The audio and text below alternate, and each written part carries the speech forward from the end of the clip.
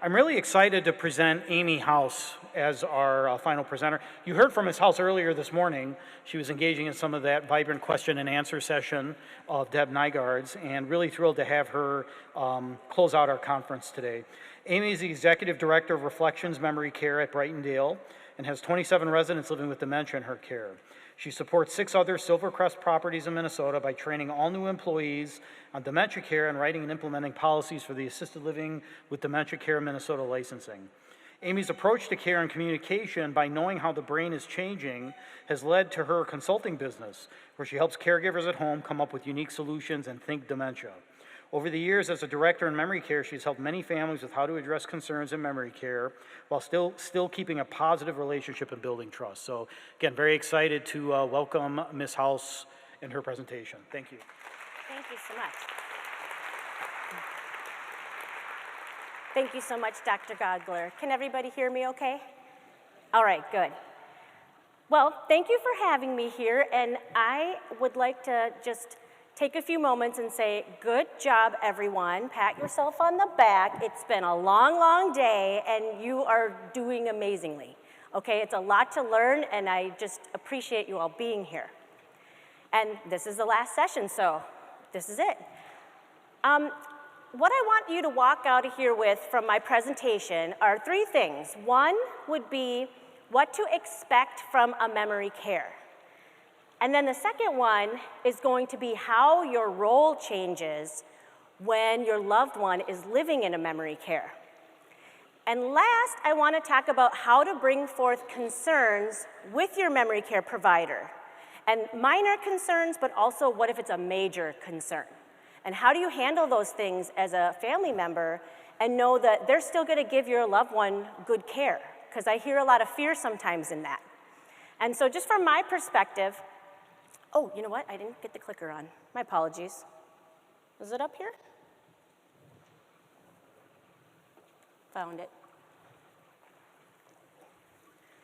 So with my experience, the 2 areas that inspired this presentation are, 1, I am the Executive Director of Reflections, like he said. And so for the past 5 years at Brightondale, I have helped many, many, many, many family members, and I still do that every day. And I have no intention of ever changing that, because that is the joy of everything that I do, is spending time with the residents and getting to know the families. But because of all this over the years, I have learned a lot from families and the staff and the residents, and I'm somebody who has the big picture there.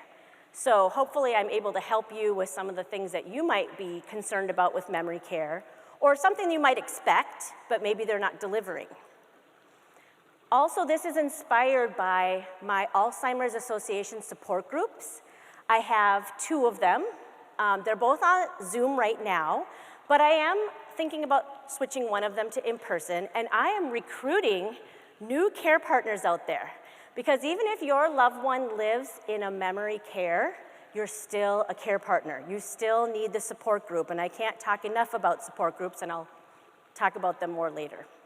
But when I have those support groups, sometimes they come to me because they know I'm a director of memory care as their facilitator, and they say, Amy, is this normal? The nurse hasn't called me back yet. Is that normal? Like, should I be upset about this? And we talk through some of those things. Or during COVID, we had a lot of questions during the pandemic about, well, they're not letting me do this, or they said we can now do this, and I can say to them, great, you know what? Here's the Department of Health website and information. This is what your community should be doing at this point.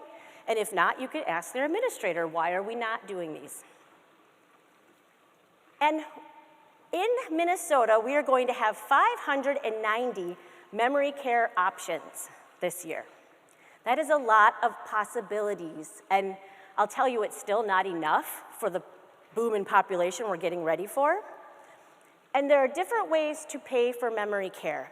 Unfortunately, right now, our Medicare system does not pay for 24-hour care, and neither does your supplemental health insurance. And I have that question when people come to visit, and they'll say, oh, does my health insurance cover this? And it's a big shock when it doesn't. So the 2 options that people have to pay for this are either 1, privately out of their pocket, or 2, go to a place that has an elderly waiver. And in order to qualify for an elderly waiver, you have to have gone through all of your assets. And not just yesterday, like you just gave it all to your kids. All of them, many years ago, they're gonna go through all your records for a very long time because that means the state is going to support you in a memory care. I work for a private pay organization. My residents have probably sold their house and they are paying for their memory care with the sale of their house, their investments. Most of them are middle class. And when you're looking at memory care, like it says on the slide, it's $66,000 to $76,000 a year, and that's the median amount. So it can be lower than that, it can be much higher than that. How many of you here, raise your hand or throw in the chat box if you're a real bigwig, how many of you write a check for $5,000 each month? Huh?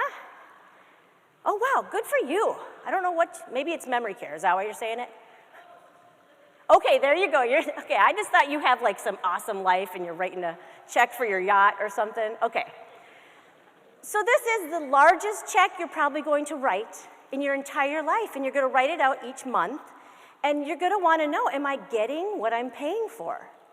And so a big part of being in memory care is talking with families about what you should expect with memory care so that you're not let down if something isn't to your expectations.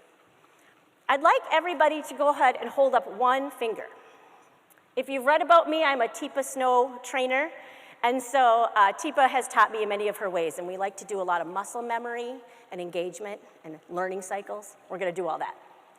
This represents a person living with dementia, okay? And like Carol said in her presentation, this person has needs. So follow with me. They have the needs that are basic, like eating and drinking. Go ahead and do that, even at home on the screen, go ahead. Elimination, okay? Bathing and dressing. The need to feel safe. The need to feel safe. Mobility, whether that's going from a bed to a wheelchair, or maybe that's navigating the grocery store. And then really complicated needs like emotional needs. And the need for purpose. Oh, I like that, you're all pointing at me. All right, so this person has all these needs, and as we've learned about today, somebody's gotta fill those needs. So let's add a care partner, everybody. Add a care partner, and we got a duo now. And let's go through it again. We're gonna have eating and drinking, elimination, dressing and bathing, the need to feel safe. Oh boy, the need to feel safe. And mobility, their emotional needs, and the need for purpose. Okay, we went on quite the ride there. I'd like you to take a moment, and you can put it in the chat box if you're online, or talk to the person next to you. Share some feelings that that care partner might have as they're filling those needs. Go ahead, just take a moment, and then we'll shout them out a bit.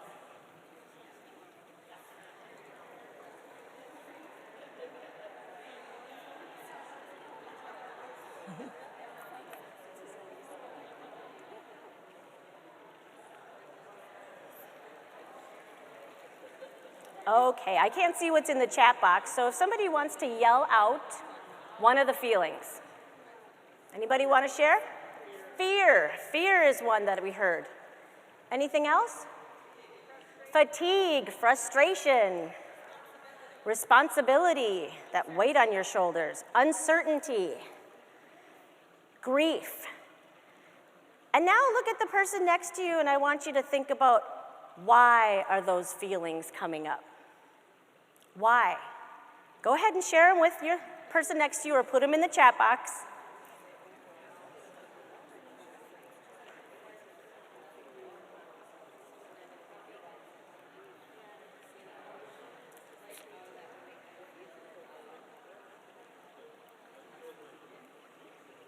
Anyone want to share a few of those reasons? Distance. You might be far away from your loved one, and that's giving you some of those feelings. Loss of your independence. Yes, absolutely.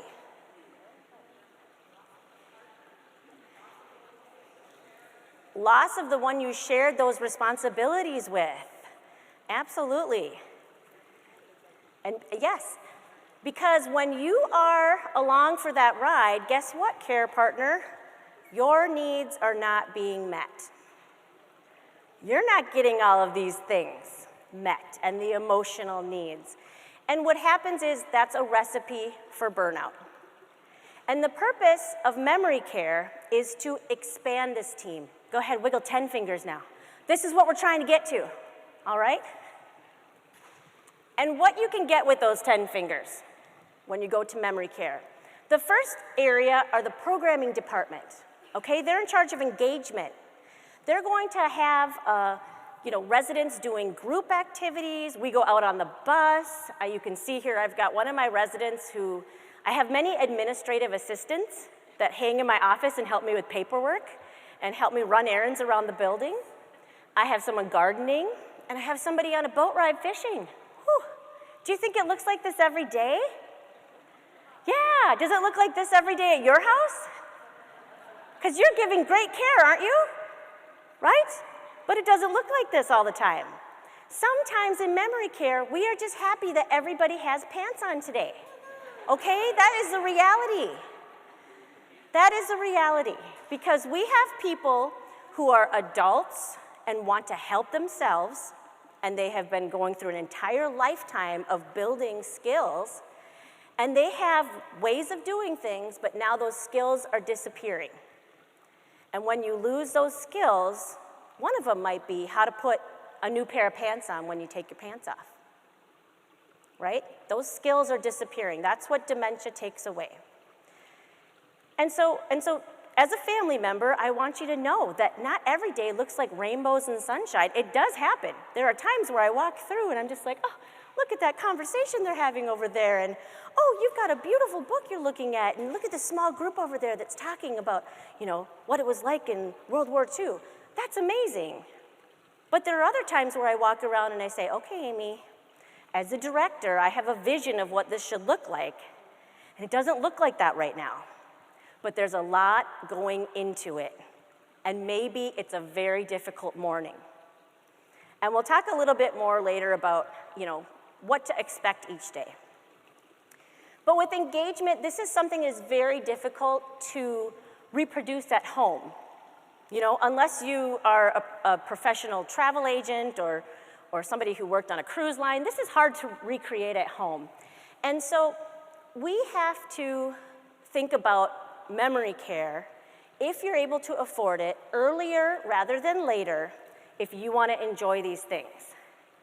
Now, I'm not saying that my residents in end-stage dementia don't get to participate, because I will take you to the Raptor Center to see the eagles if you're a bird watcher, even if you're on hospice. Okay, my residents go everywhere regardless if it's their interest. But as the disease progresses, they're going to get tired more and more and more. Deb held up those bags of rice with the 3-pound bag and the 1-pound bag. How tired is the person who has that 1-pound brain? That is really tiring. Their body is trying to compensate for all that loss. It's exhausting, and they end up sleeping more. So if you want your loved one to participate in this, moving earlier rather than later is important, if you can afford it. One of my residents, she moved in, and a few months later, her daughter said to me, oh my goodness, Amy, her memory is getting better. Oh, what happened? She said, well, last week I was dog sitting, and when I came this week, she asked me how the dog sitting went. My mom would not have been able to do that before coming here. And she's speaking more. Her language skills are better. Now, this is a progressive disease. Her language skills are still going to be lost. She's going to have a memory that worsens. But she was staying at home with her husband, who was a quiet, reserved man, who liked to spend time in the garage, putzing about with things. So she didn't have these friendships and social activities and purpose. I mean, 3:30 would come, boom, she's out there, because it's time to fold napkins for dinner.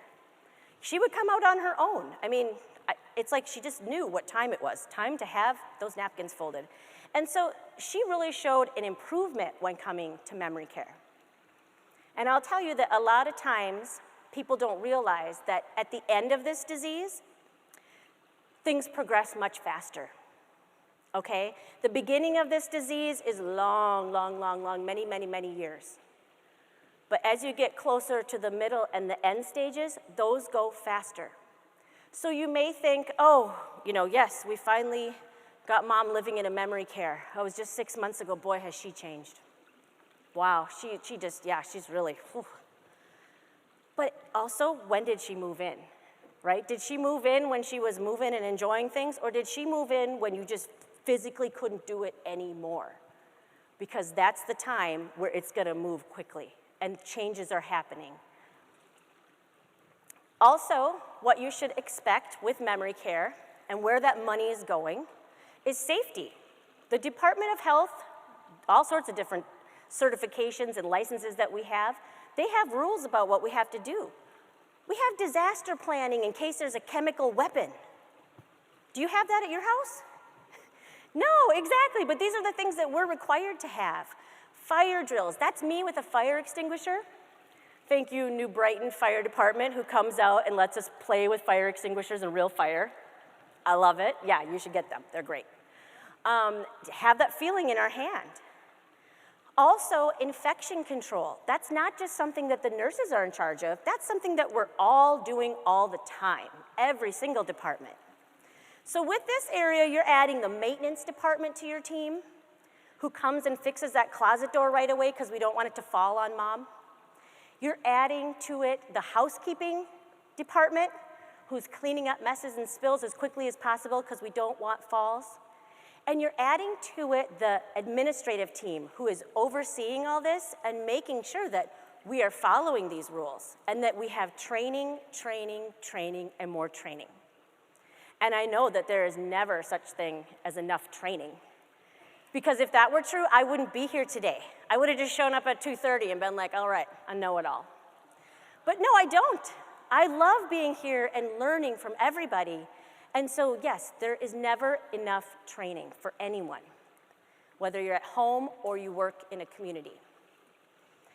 We also have to have some of the disaster planning I talked about, and then the cost of the employee screening, right? Background checks, fingerprinting, drug testing, TB testing.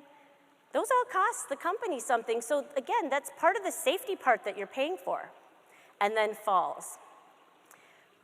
Earlier, we talked about binocular vision, and that's kind of what's happening when somebody's at the mid, coming into the late stages of this disease.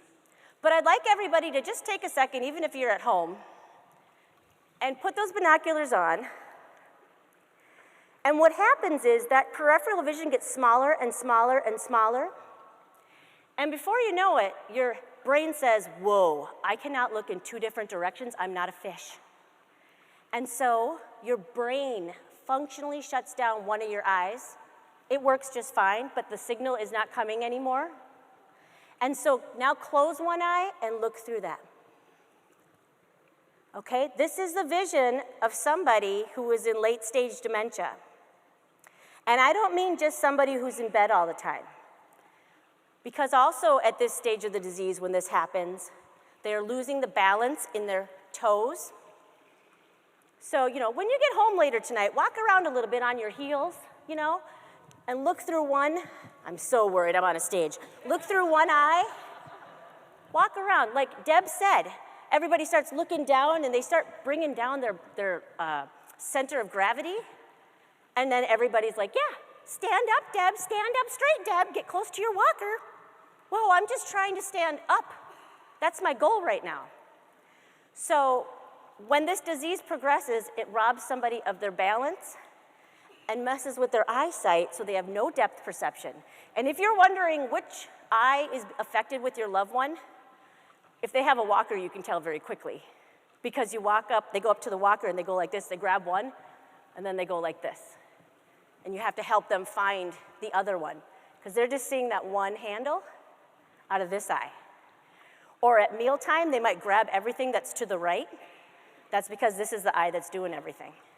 They don't see what's over on the left. My point is falls are going to happen This disease is all about falling at the end. And so as part of our safety, we are constantly watching for falls.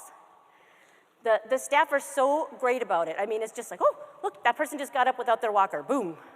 Every time we go past someone's apartment, we look in every door because we might find somebody standing that should be sitting or should be walking with somebody assisting them. So there's a lot that goes into safety. The third area that we have are care. This is where a lot of times that $5,000 check gets tied to that one resident assistant.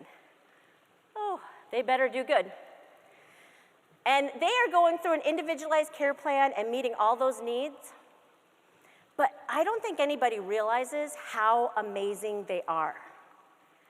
Okay? They have to be able to switch gears so quickly throughout their shift and throughout those moments and come up with a plan C, D, F, all of them, because you cannot to know what to expect with dementia. It's the whole reason I love my job, because if I had to go to the work and do the same thing every day, that would be boring. I like that every day, I don't know what I'm gonna do. I'm gonna go with the flow. That's what I'm gonna do. I'm gonna go where I'm needed. And so I just wanna give you an example. You might think, how difficult is it to dress someone in the morning? Right? You might come in and you see your mom sitting at the breakfast table still in her pajamas, and you're like, my goodness, how difficult was it to dress Mary this morning?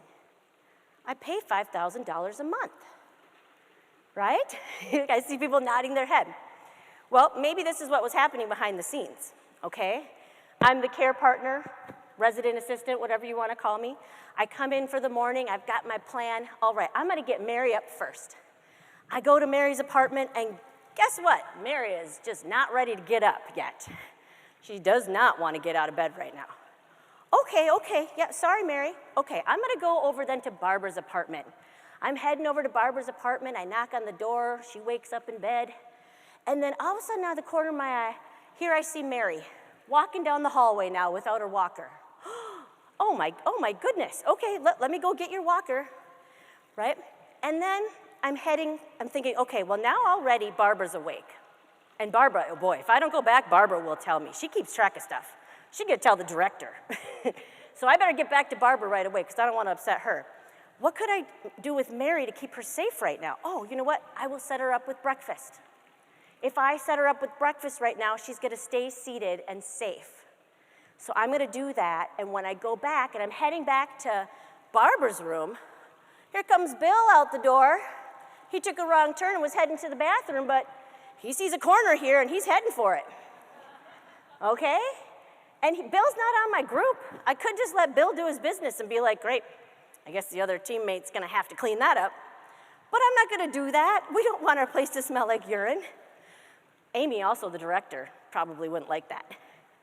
So I'm gonna go over and I'm gonna help Bill get over back to his apartment, get going there and get him back. And now I'm finally gonna go back to Barbara, who's been in there going, are you coming? And I get there, and Barbara, I get her ready, and as I'm getting her ready, I see it's shower day. Well, we're gonna have to try this after breakfast, right? Because all this stuff just came up, and I had to pivot so many different ways because I'm taking care of 5 people. And every day is an adventure like that. So when people work in memory care, they are doing it because they have the heart for it. Oops, they have the heart for it. Okay? And I always ask, if you are not sure, I talk to my team, and I'll say to them when somebody is new, I'll talk to some of my long-term team members, I'll say, how are they doing? And then I'll say, now, would you want them to take care of your mom? And if the answer isn't yes, well, we better figure out what's going on, because maybe that person is not the right fit for memory care, okay? Maybe they're not the right fit for health care, and we should intervene now.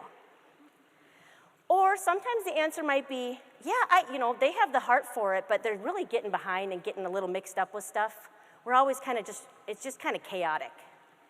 And so sometimes when a resident assistant doesn't work out, it's not because they didn't try or have the heart for it. A lot of times it's, do they have that ability to pivot, and still get it all done? Anybody here ever sign a lease on a house, or your paperwork for the house? That is about 49 signatures and initials. And you all are like, oh yeah, I remember that. I remember sitting in that room and signing and signing and signing. In an 8-hour shift, a resident assistant with 5 residents will sign and initial 80 times. 80 times in that shift. That is a lot for us to check off and make sure we're doing. Medication times, things that need to happen at certain times. I'm telling you, they are very, very talented. And sometimes they don't get credit for that. And I just want to make sure I'm shouting to everybody. That position is key, and they are amazing. Now, sometimes there's differences, right? This here is Wadame. Oh, she's so embarrassed. I have her picture up here. And this is Wadame and Mary. And Wadame is very stylish, right? But Wadame's hair is very different than Mary's. And so as Mary became less and less able to curl her hair on certain days when she's not at the beauty shop, Wadame said to her daughter, can you teach me how to curl her hair? Because I don't know how to do her hair like that. And not everybody has the courage to walk up to a family member and say, I don't know how to do something, can you teach me? And that's one of the reasons why she is amazing, and she's a lead resident assistant. But there might be something very simple like that where there's a difference and they just don't know how to deal with it. And also, it's an art, okay? During the pandemic, I tried to have Amy's salon. Ooh. Everybody came there for the beauty shop conversation, I'm telling you. Not for the final product, because it is an art doing hair. All right, we'll talk more about care, more about resident assistants in a bit. But the other thing are nurses. Nursing is a big part of what you're paying for, right? Because at home, do you have a private nurse that you can ask questions to anytime, that will go look at your mom any day? No, so nursing is a huge plus for being in memory care. These nurses, everything they do is 100% focused every minute of every day on the residents. You never see the nurses sitting around chatting because they don't have time for that. They have a lot to get done. And they are coordinating care, okay? Speech therapy, occupational therapy, the hospice person. They're making sure somebody gets their hospital bed today to the right room. They're making sure that that right wheelchair gets delivered. They're coordinating lab draws.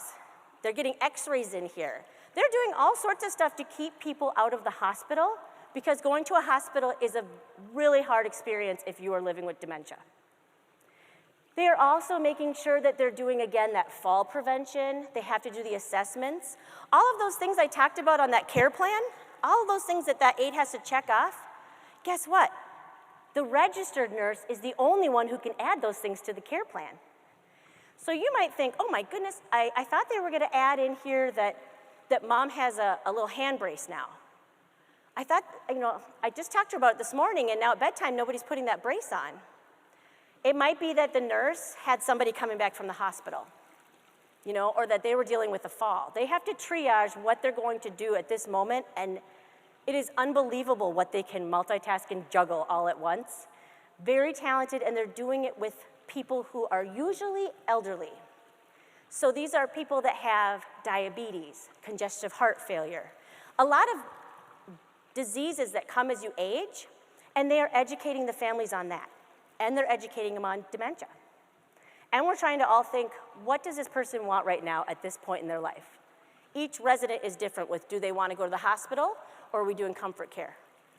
Do they want to get rid of some of the medications because it's getting hard for her to swallow them, or are these really important medications? They're doing all that with the doctor. This is Julie. She's nominated for the Care Providers Minnesota Nurse of the Year Award. She is amazing, and yeah. They named that baby doll Brave. Oh, isn't that the best name for a little baby? So that's Julie and Brave and one of my residents. The last big thing you should expect from your memory care is care for the family. All right, and this is where I come in a lot, because as the director and the dementia educator, my job is to help you understand what to expect, because it's gonna be so emotional. The only thing I can do is prepare you to help. This is a disease where we all feel so helpless, right? And so one of my families, we were at a meeting, and I said, how are you doing with your mom on hospice? And they said, well, you know, it's not good, but yeah, it's okay. I mean, it's exactly what you told us to expect, and it looks like that too. She's doing exactly what you told us she was going to do. And I thought, all right, that's it. I did my job. Because this is a big loss, and you're grieving, and the only thing I can do is try to prepare you to know what's gonna happen with each stage of the disease. And I use TIPA's GEMS for that. Raise your hand if you're familiar with TIPA's GEMS as the stages of dementia. Yeah, so it's my job to help family members at a care conference go and saying, this is where they're at right now, and this is what's coming next. So when we start seeing these changes, then we know we're in the next one. And that is very helpful. Support group.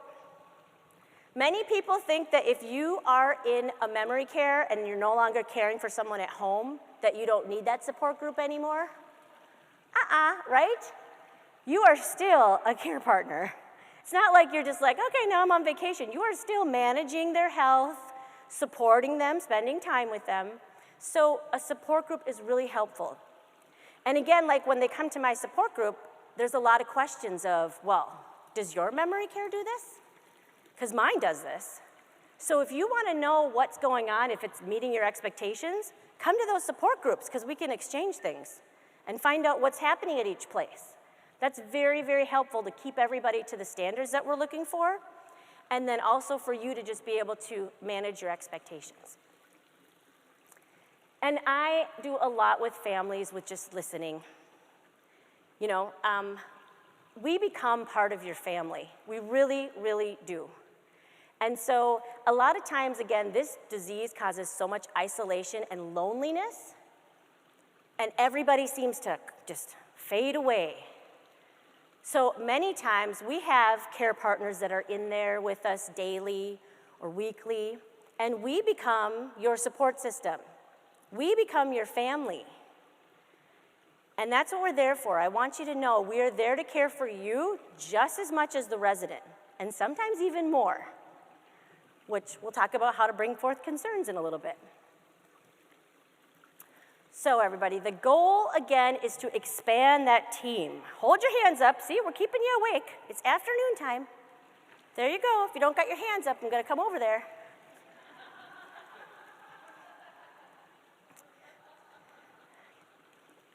Up next, now how does your caregiving role change? These are some of the feelings that the Alzheimer's Association provided my support group that we talked through a few times. And I added a few more just from what I hear from the families. Some of the feelings that you might have is a loss of purpose. Does anybody know who Lori LaBey is in the podcast Alzheimer's Speaks? Ooh, more people should. Look that up. Lori LaBey. Thank you, Lori. Good job.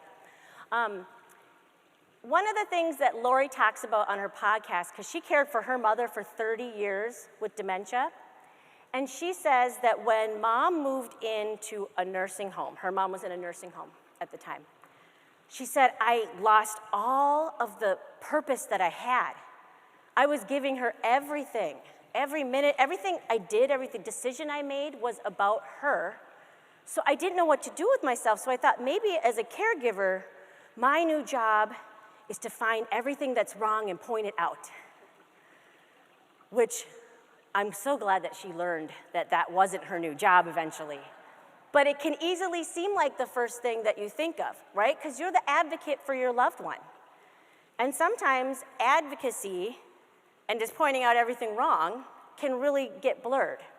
I know because I'm the director of memory care, right? Okay, everybody loves it when Amy comes walking through. I'm going like, well, hey, wait here. I see here that maybe you didn't put a clothing protector on at lunch, so will you go change your shirt? Right? They don't want to hear that. So instead, maybe I'll just walk over and I might take that person to their room and change their shirt. But now if it happens over and over again, I'm going to have a conversation with that person that's caring for her. It's hard to not just point out everything that's wrong. Another thing is that you might not be feeling like you should be enjoying yourself. Okay, you're going out to lunch with your friend now, and the whole time you're just thinking, oh my goodness, they're living in memory care. I promised them I would never do that. If you haven't promised that already, don't ever promise that, okay? Because again, when it's just you two, what's gonna happen when your needs aren't met and all of a sudden it's just one? We have to expand that team. Feelings of sadness, relief, guilt, feelings with loss of control. I know that when this disease happens, there is so little we can do. We feel helpless. Has anybody ever felt helpless with this disease? Yeah, and so when you feel helpless, one of the things that might manifest in you is trying to control whatever you can. I got a friend here today who told me he's got to do everything and he knows how to do everything, but he's got to let go of control. And that's going to be a tough one for him. But you can do it. And so sometimes when you're thinking about what you can and cannot control, we're going to talk about that next. That might be because you are just feeling so helpless. And it's just good to recognize that. You don't have to fix it in the moment, but just recognize this might be why I'm feeling this way. And where do I fit in now? I used to be this person's number one, and now they spend all their time in Amy's office, right? What's my role now? So what is in your control in your new role? Expectations. We talked a little bit about that. What does a good day look like here? And I mentioned a whole day, right? Not what does a good 5 minutes look like here. I had a family member, it was a spouse, and she came every day for like 3 or 4 hours. And then every once in a while, she'd send me an email. And she'd say, I hate to be the tattletale, but this is what was happening. And she always said she felt so bad. But I said, no, I really, really respect your opinion and your concerns because you are here every day and you know what it looks like when we are rock stars. You know what it looks like when today was just a challenging day, and you know what it looks like when we could do better. And so when she sends me that message about we could do better, I trust that. And I go, yep, we could, let me figure that out. So if you kind of know what a good day should look like, that would be a good time to then say, wait, I saw this today. That is not what it usually is. What must be done a certain way? My mother is here with me today. Oh, look, she's looking up from her phone now. She loves it. She loves coming to my presentations. You know, having a daughter who's a dementia expert is a little bit like when you're a child psychologist is your parent, right? So I talk about her a lot. She loves it. But my mom, my vision of her growing up, ironing clothes at the ironing board, pressing everything. She loves to make sure nothing has wrinkles. That's her thing. She's always checking me for wrinkles. Let's real quick iron that before we walk out of the house. And, you know, she even ironed her nursing scrubs when she was a nurse full-time. She would iron them before she went to work. That's how much she likes this. So if she ever needs to move to assisted living or memory care and she can't iron her clothes anymore, I'm thinking that's probably something I should do, because I don't know if I could really expect them to do it. So look at the person next to you, and I want you to think about what is something that you would need done a certain way if you were living in memory care. Okay, go ahead and share that, and then put them in the chat box. Let's see all the things that we're just really crazy about.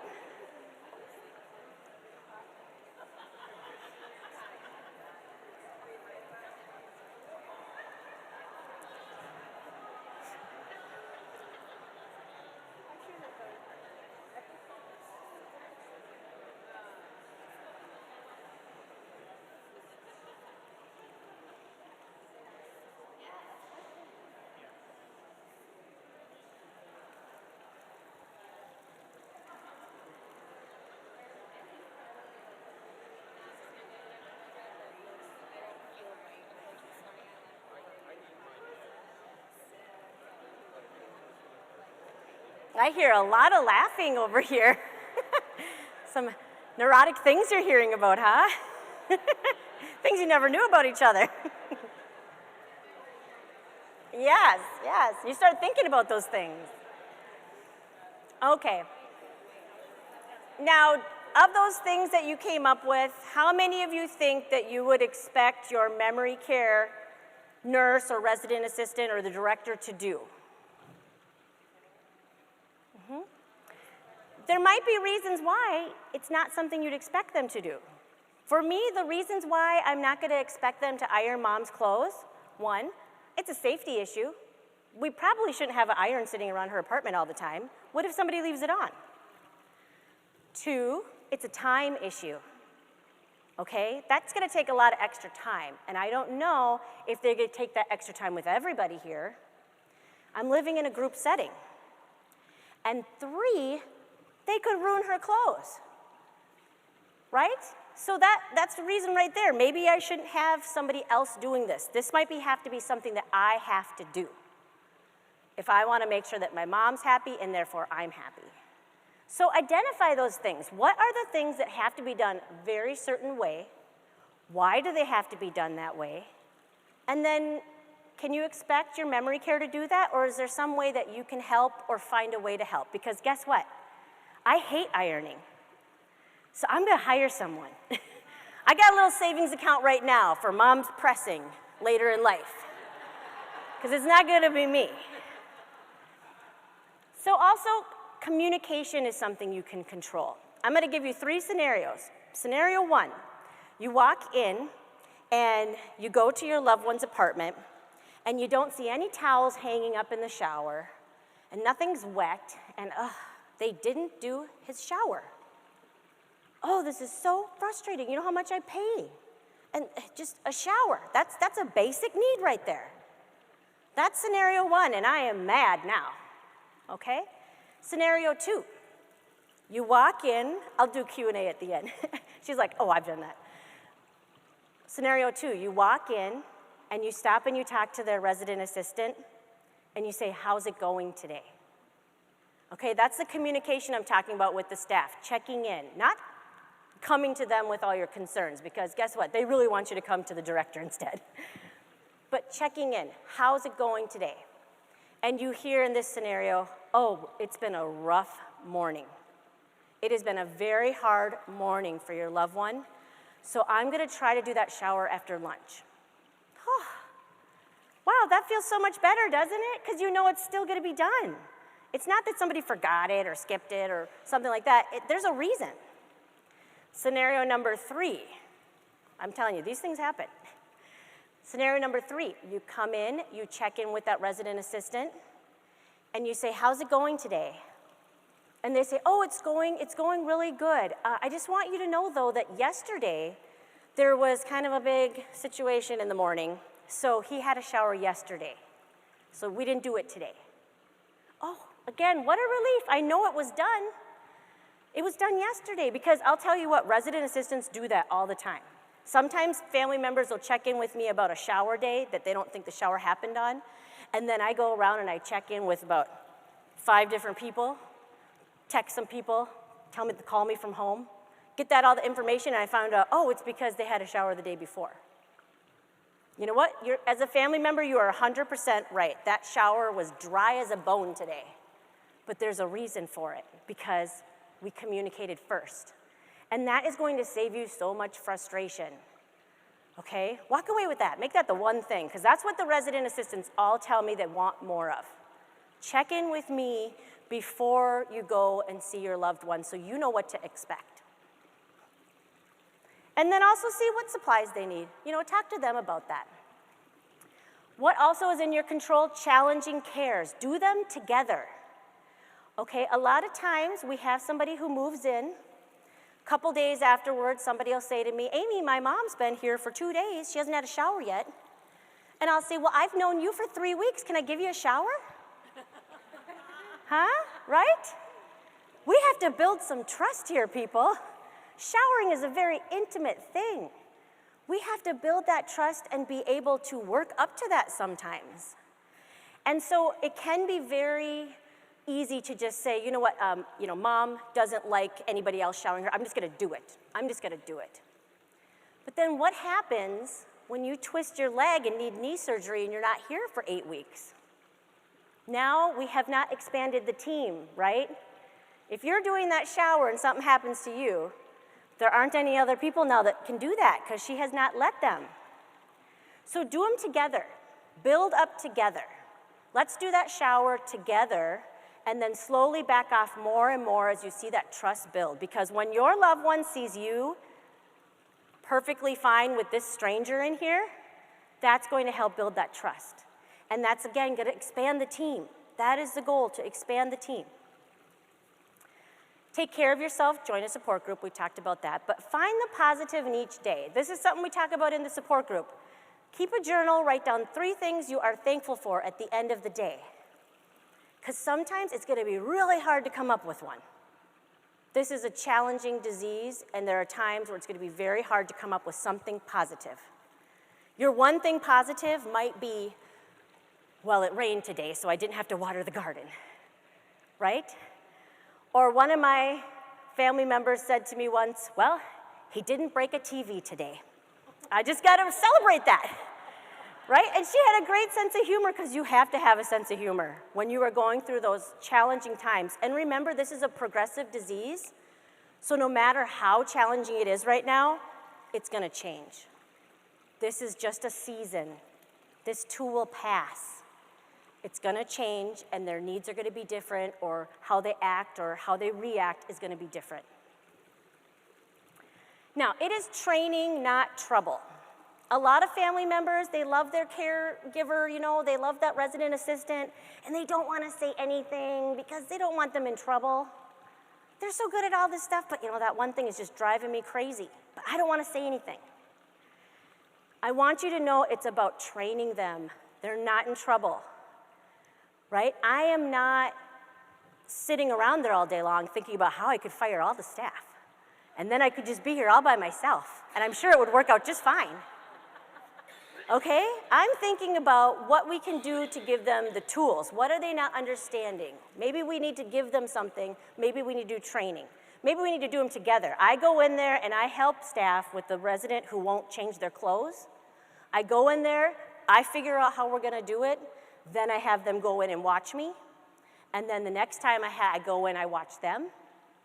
And then the next time if they tell me they can't get their clothes changed, I'll say, okay, great, well, you've learned what to do. So let's go in, I'll watch you, and you'll do it like I showed you, right? And they'll go, oh, wait, no, I'll try one more time. You don't have to come with, Amy. Because they're like, I didn't do it exactly like she said to do it. So maybe there is a better way. But it takes a lot of repeating of that to gain that trust between the staff and I as well. To know that, I'm not trying to say that I know best, but this is one wall that you're up against right now. So here are some different ways to do it. And so one of my family members, she's a spouse, and she's in her 90s. She brought up a concern. And I think it's a great example because you don't know what you don't know. And if you don't bring something up, you might not realize something. And she said to me, oh, those caregivers, they're on their cell phones all the time.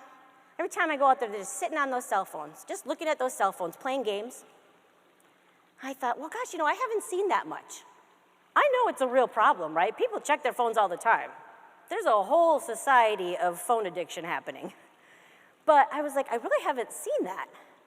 So then when I talked to her some more, I found out that she's talking about our iPads that we do all of our documenting on.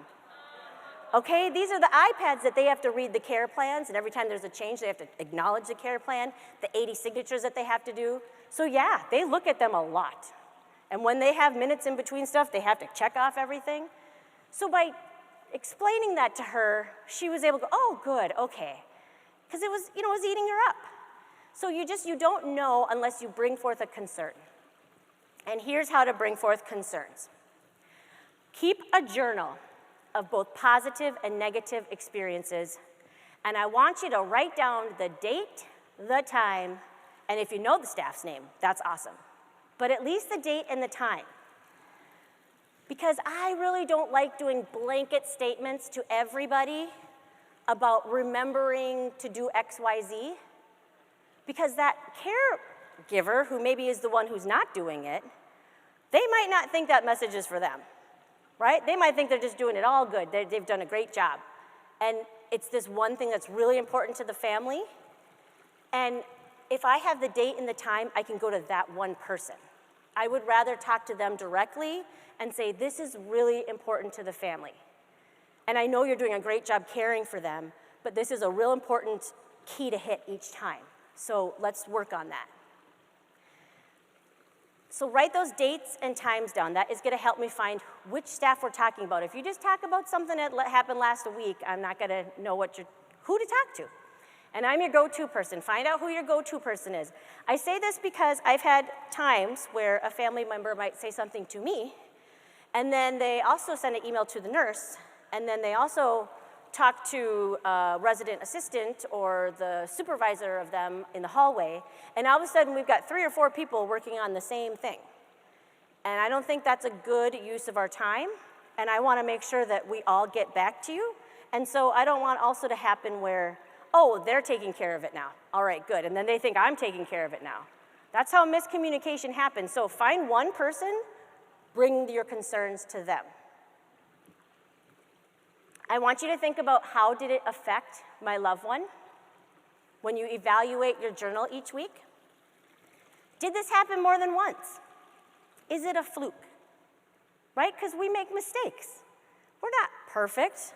Anybody who's promising you the perfect memory care doesn't have anybody living with dementia in there and doesn't have any humans working there.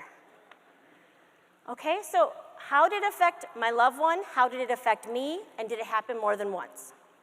And then you can bring those things that are reoccurring and had an impact on yourself or your loved one. And impact on you is just as important. There are many times where something might seem small, but it just tipped you over with grief today when you saw that. Well, then I want to know what that is, because one of my jobs is taking care of you. And if you're going to be grieving every time you see that situation, well, how am I taking care of you then?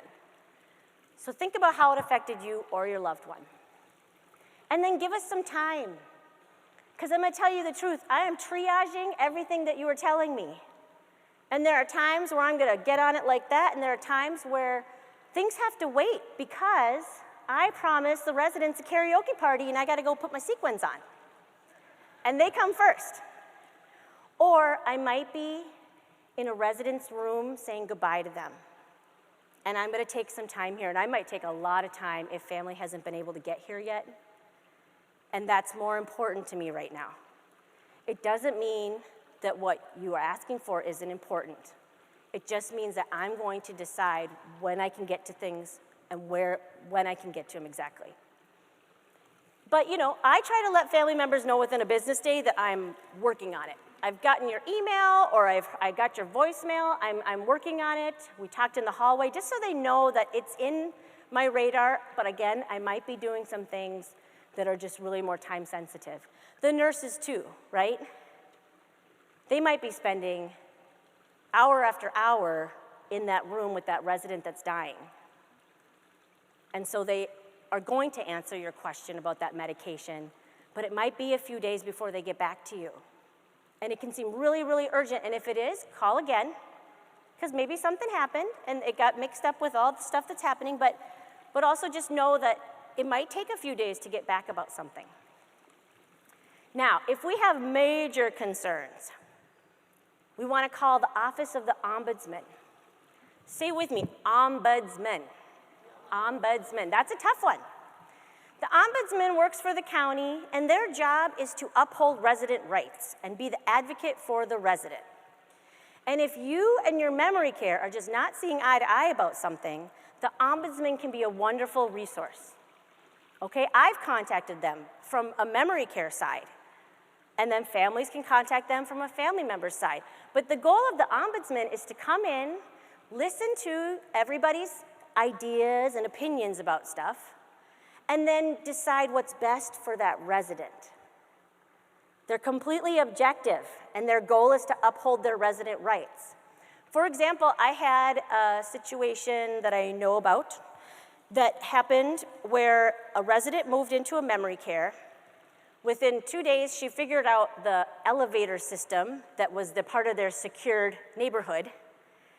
And the memory care tried to engage her. They tried to figure out ways, but she heard a ding or she see a light and boom, she was at that elevator, on that elevator, ready to go.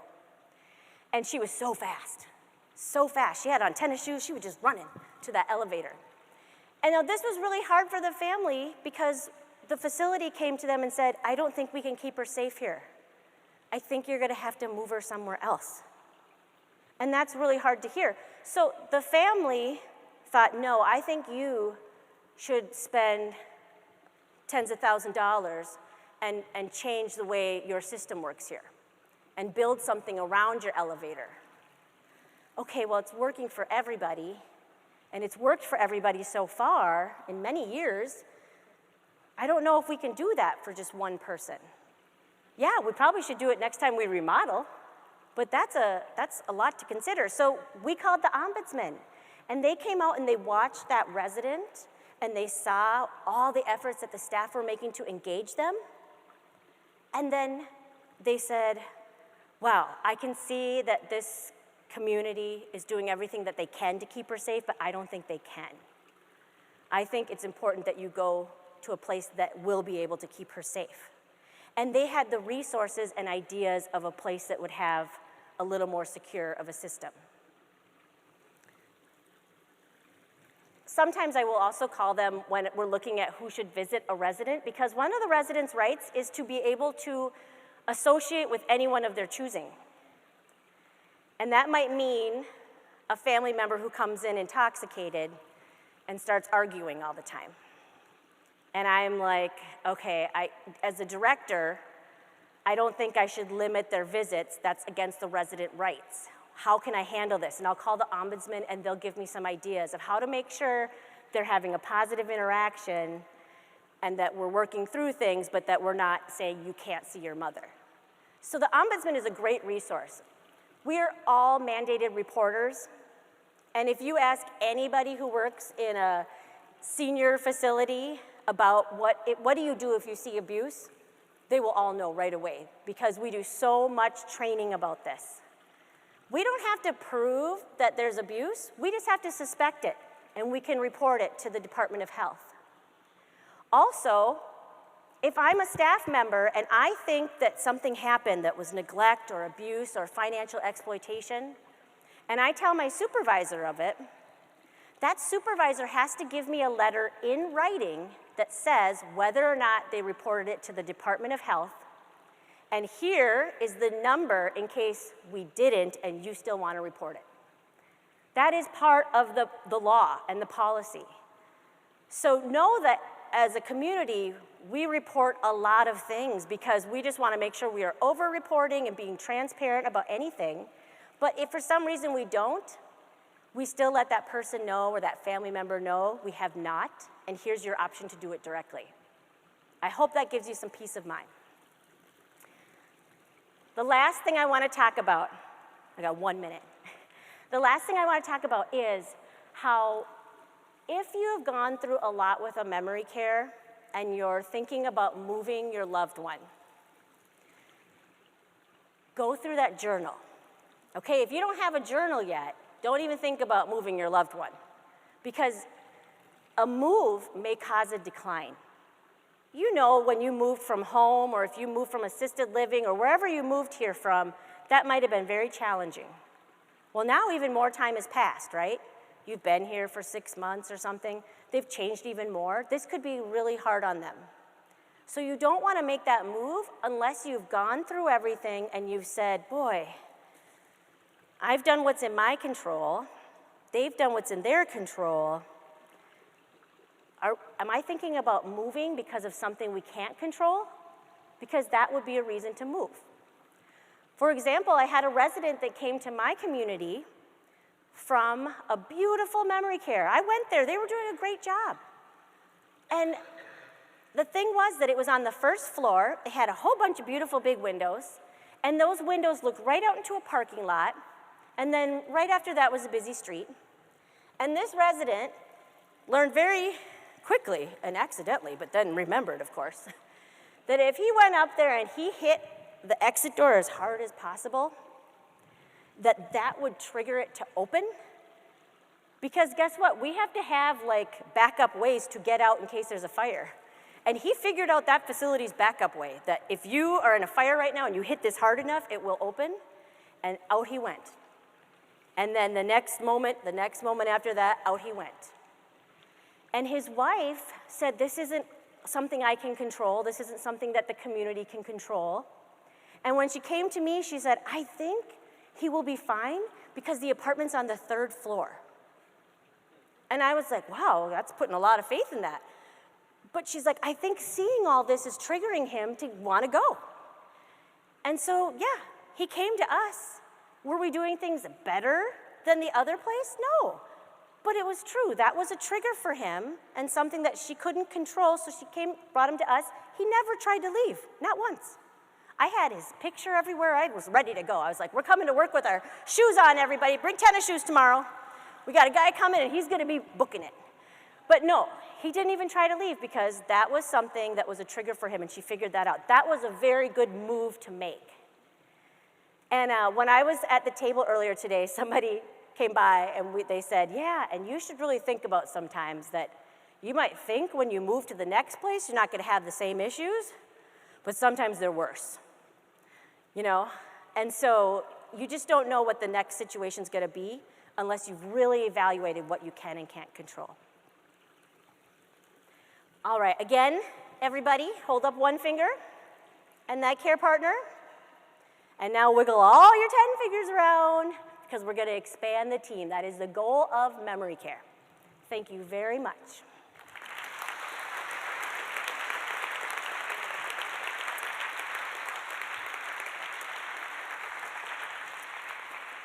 And am I able to get a microphone? I apologize, I forgot, for my friend Deb here, because we're going to tag team it again. We're going to go from conference to conference. They're going to call us the bookends. I got it all planned out, Deb. It's on the podium, we're hearing? Oh, great, probably.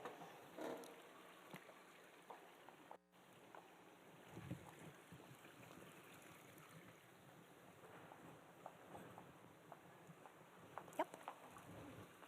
There you go. You just push it up to turn it on. All right. So we'll do the same procedure we've been doing throughout the day. If you have questions, please write them down on note cards, and we'll have our staff circulating to take them from you. And we'll ask as many as we can get to.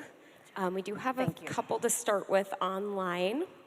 I don't know if anybody realized, but the sun decided to descend upon this stage while I was here. Everybody else got the freezing air conditioning, and then they turned that down, and I got the sun on me.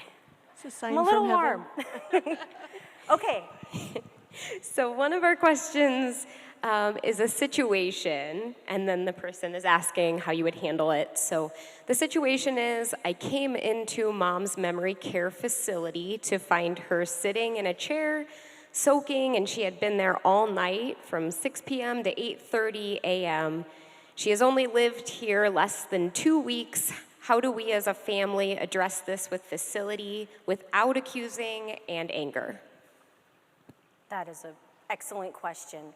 Yeah, that is something to be concerned about. You don't have to write that one down in a journal over and over again. That is a big concern, especially when we're looking at, 14 hours? Okay, that doesn't sound like a situation where maybe she was really content and she refused once and then now 3 hours has gone by. No, that sounds like a really big situation. I would talk to the administrator or the director of nursing, not necessarily to a care team member, because again, like you said, you don't want to sound like you're accusing anyone. And I would have them talk with you through their care plan. Is that care plan say how often she's going to be brought to the bathroom? And give them a few days to investigate, because it is going to take some time to talk to everybody who was working there and find out, well, why wasn't she moved? What happened? There are reasons that might happen, and that care team person maybe is not right for memory care. It might be that that's an egregious enough problem that person shouldn't work there. That might be a situation that caused them harm, like maybe they have a wound now because of it, and we need to talk to the Department of Health. And so because it's so big, we need to really investigate it thoroughly to make sure that we're getting all these bits of information. And you're gonna hear their side and what their plan is to do to prevent that from happening again. And then I would, just keep an eye on things and keep that journal and be ready to, get the higher authorities involved if it doesn't get better. The reason I say that they're gonna have a plan in place is that because when you work with somebody with dementia, it might be that she just moved in and somebody didn't know how to convince her to get out of there. It might be that she was sleeping and they thought, don't wake her. There's a lot of things that somebody might think was doing their best or how they would care for their mom, right? Because how I care for my mom and how you care for your mom are very different. And was everything put in place for that person to be successful in that care plan and in the training? Because if it wasn't all put into place, they can redeem themselves. We can fix this and move on and make sure that it's not gonna happen again. But if everything was put in place and it still happened, then we've got some broken trust here. One of the things I talked to about in my support group, I'm sorry if this gets lengthy, but it's a big subject, are having some regular care conferences after something big, or just after you've maybe lost trust in the facility. Set up a weekly care conference, and then have that conference every week so that you can say, okay, so here's what you said you were gonna do last time, what has gotten done? Okay, because the community should say, yep, here's what we said we were gonna do last time, and here's the things that we have done. Here's what we're seeing now, let's reassess. Here's what we're gonna change for next week, and just keep on doing weekly care conferences until all of a sudden you're realizing you don't have much to talk about, and we're just visiting now. So maybe then monthly, every 6 months. That is not too much to ask for when somebody has done something to completely break your trust.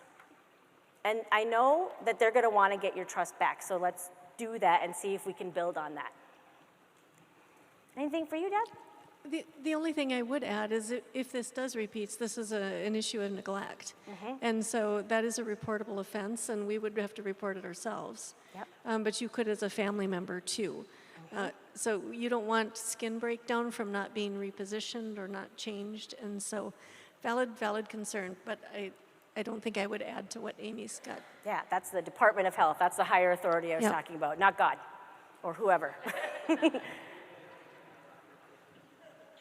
So next we have a question from an audience member who would like to read their question to you.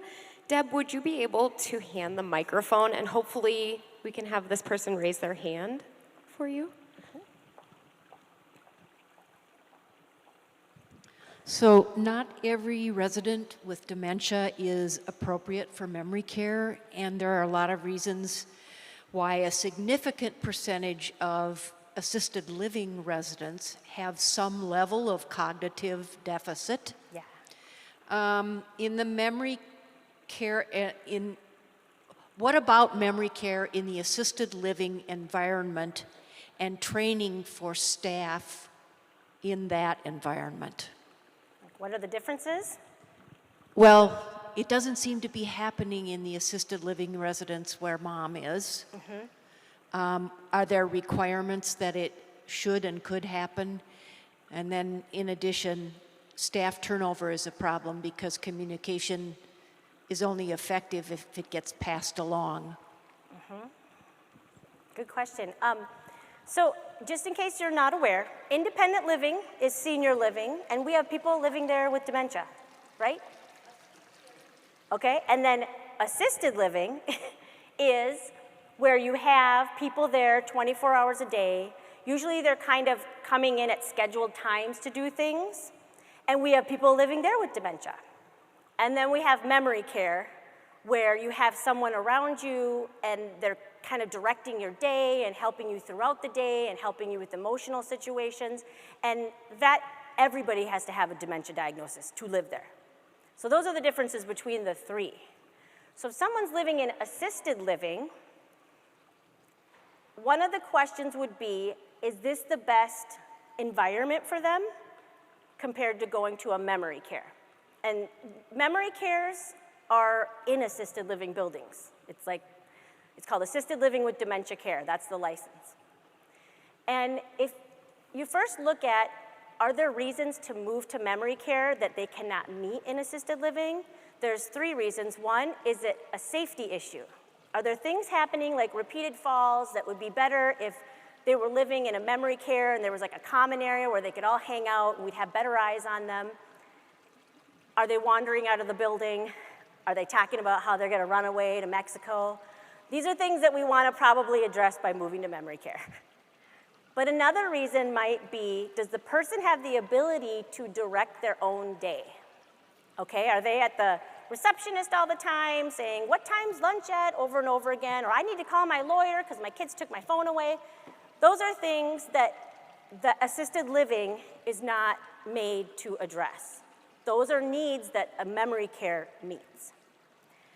And then last, are the cares different in assisted living and memory care?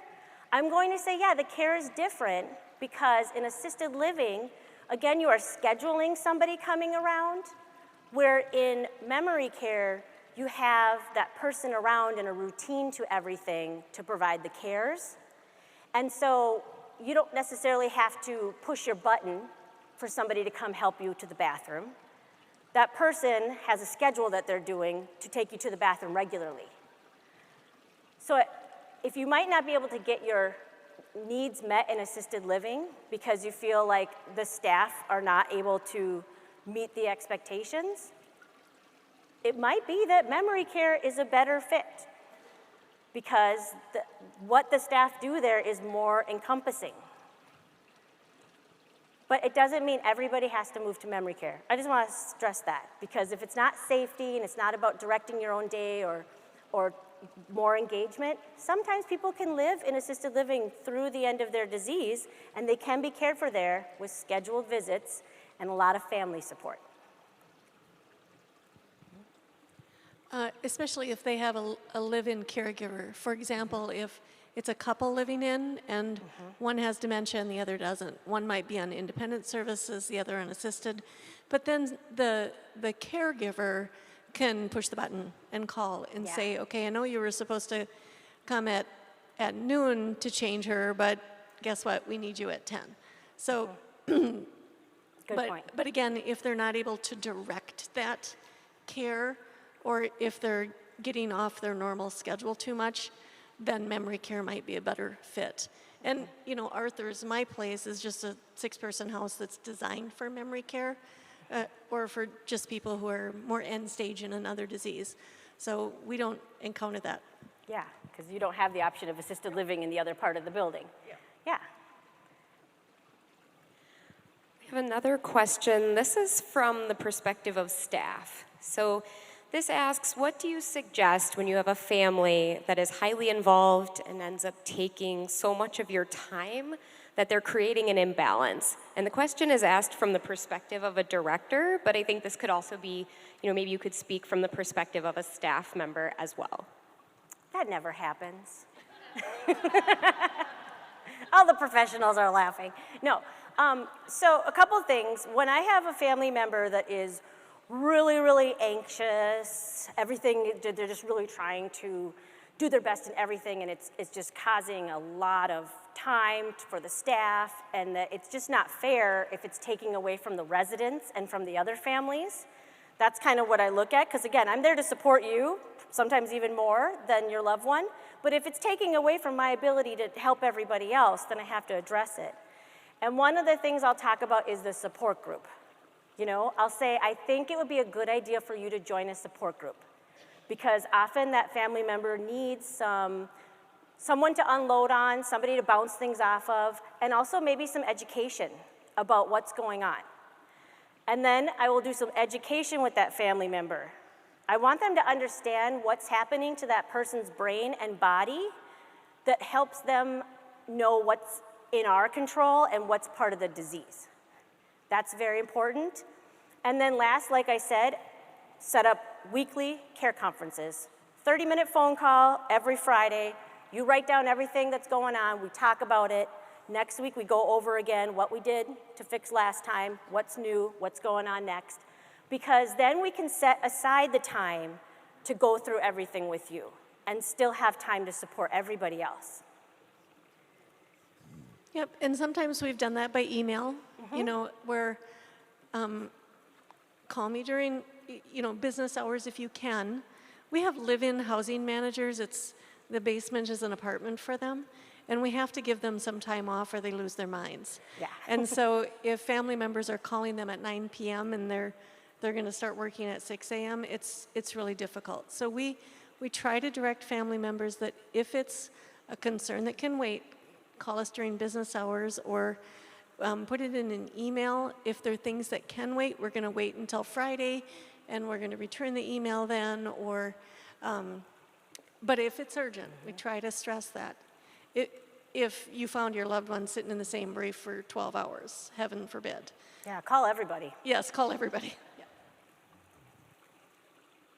Another question is about coordination between long-term care and hospice, and this person mentions that there's coordination issues, for example, long-term care staff not following hospice orders. So just generally, can you speak to how to, as a caregiver or even as a staff member, to help facilitate coordination between long-term care and hospice?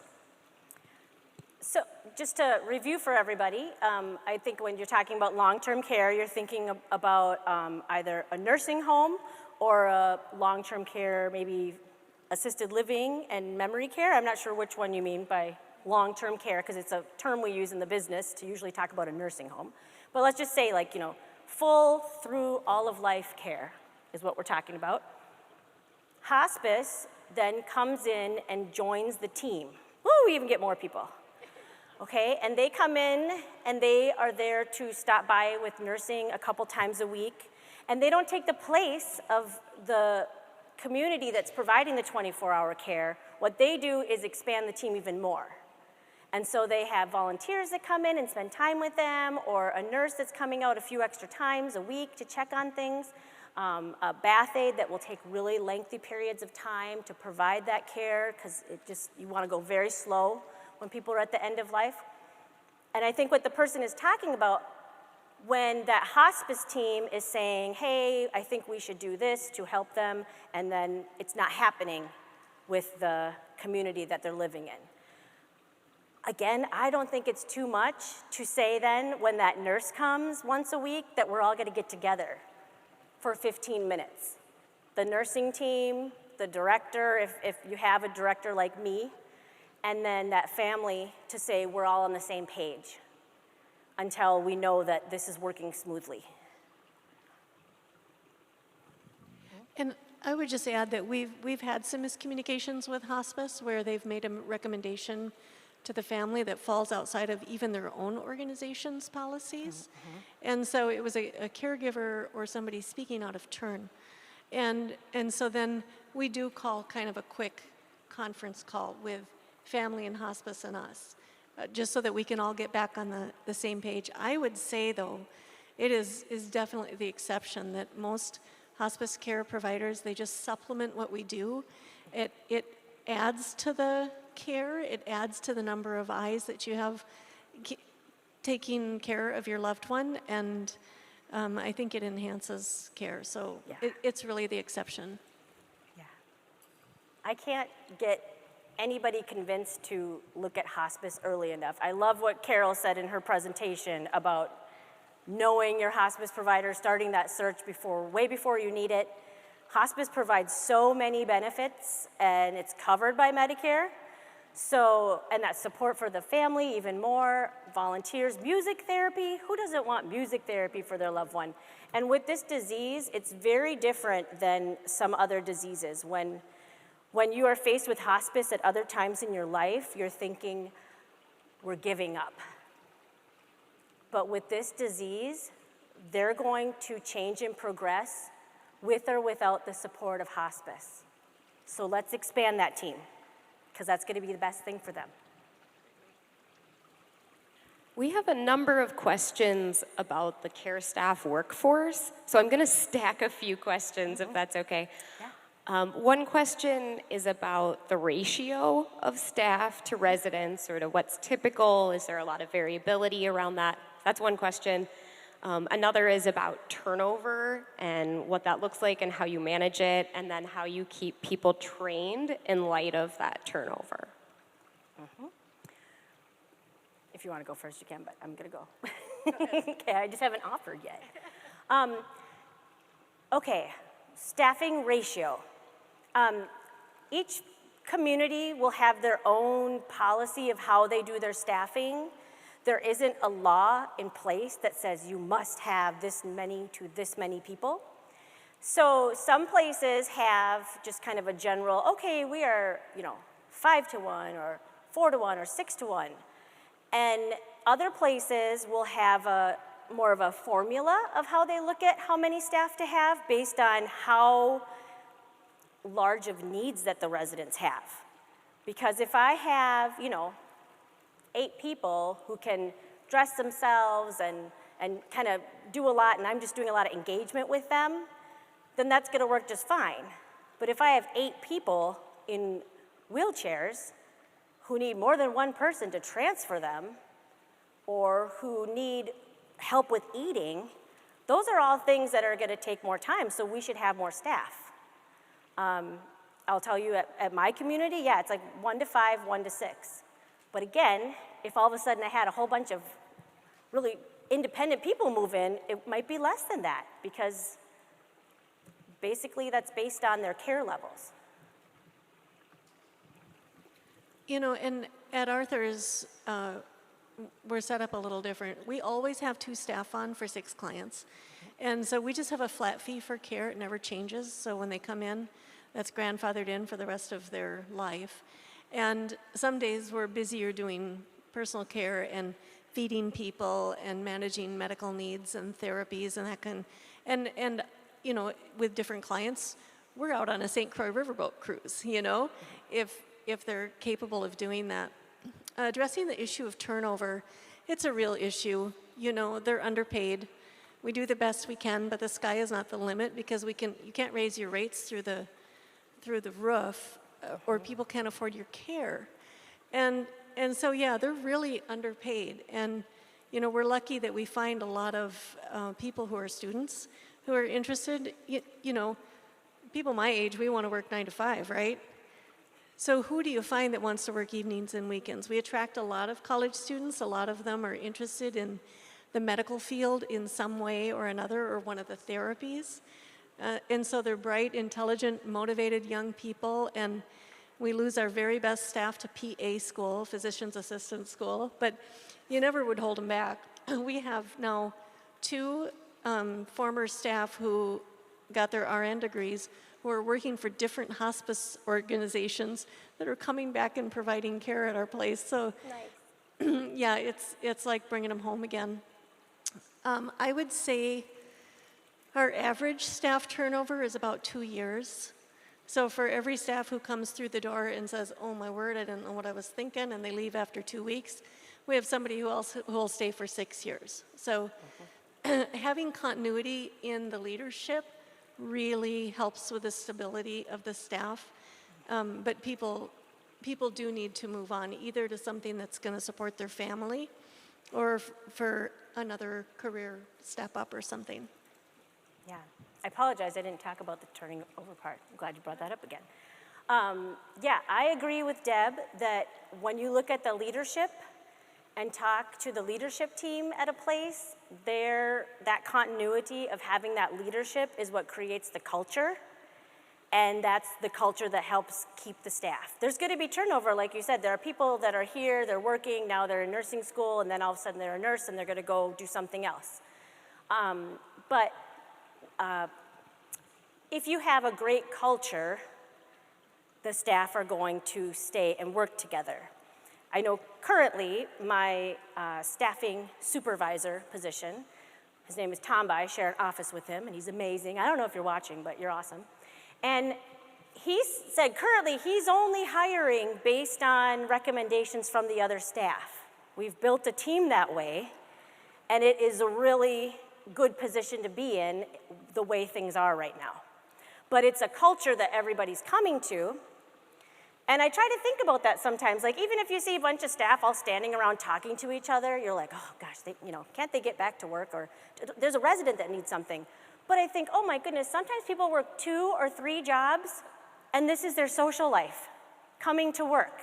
So I'm gonna give you 10 minutes to all just hang out for a little bit, and then we're gonna get back to it, because it really becomes a family with the staff as well. And yeah, I'm fortunate that we have a family atmosphere. If you're concerned about turnover at your community, I would suggest starting a family council. And when I say a family council, you're gonna talk about how we can problem solve all these things, and you're gonna realize at the end, it all is about turnover. Because if your loved one has a long-term caregiver, you're gonna have less and less problems. And then what does that lead to? Oh, appreciation. And if we can have a family council that is all about figuring out ways to appreciate the staff, that's really gonna help. That is gonna actually make a difference. So that is one of those things you can control. And I would recommend starting something like that at your community. We have, I think, time for one more question in the last few remaining minutes. And this question is, how can a family handle disruptive behaviors from other residents? How can a family handle the disruptive behaviors? So they're maybe disrupting your loved one, That's I'm right. guessing? Okay, yes. Well, I love Deb's example earlier that she gave about putting the flowers in front of that lady so that that guy wasn't getting so upset about why she isn't looking at him and sitting up straight. That is amazing. We do a lot of running interference, okay? If you're familiar with TIPA's GEMS, there's a part in the disease, not everybody goes through it, but it's called the amber stage. And this is one where I will sometimes hear from other family members that that amber is disrupting everybody. And the amber stage is all about sensory. The brain is saying, give me information, give me information. And that person is not stealing or doing things on purpose, but they are going around and they are touching everything and feeling everything and taking everything and making noises and seeing how those noises sound. It's just their brain telling them to do that. And I always tell the staff it is not our job to stop that person from moving, because that's never gonna happen. It is our job to run interference with the residents that get mad about it. That is our job. So it's our job to maybe steer them in a different direction than we know that resident that gets upset about it. And I always remind the family members that although this person is going through a really challenging time, that could be your loved one in 6 months. So we do have to give them some grace and just know that this too will pass.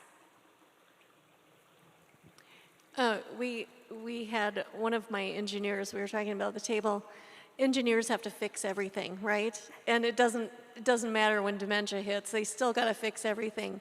And we invested actually a lot of money in different activities to try to keep him from pestering others.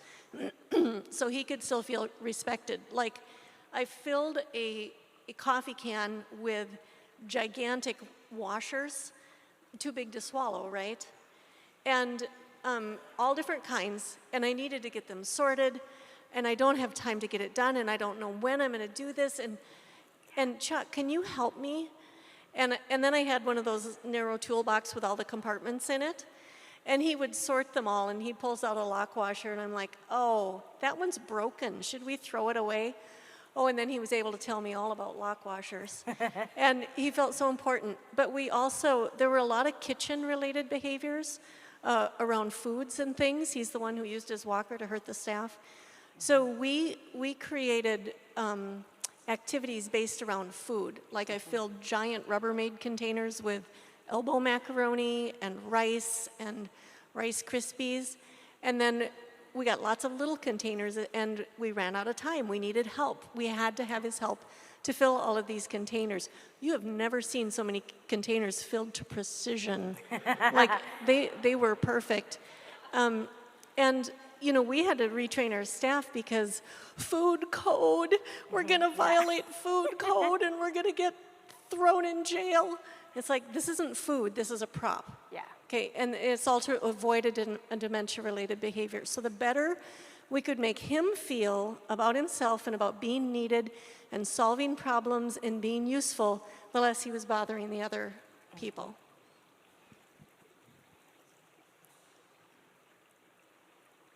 And I think that's all we have for okay. questions, so I'll turn it over to right. wrap up. Yes, thank you, Deb. Thank you, Deb. Thank you, Deb, so much. Now I'm gonna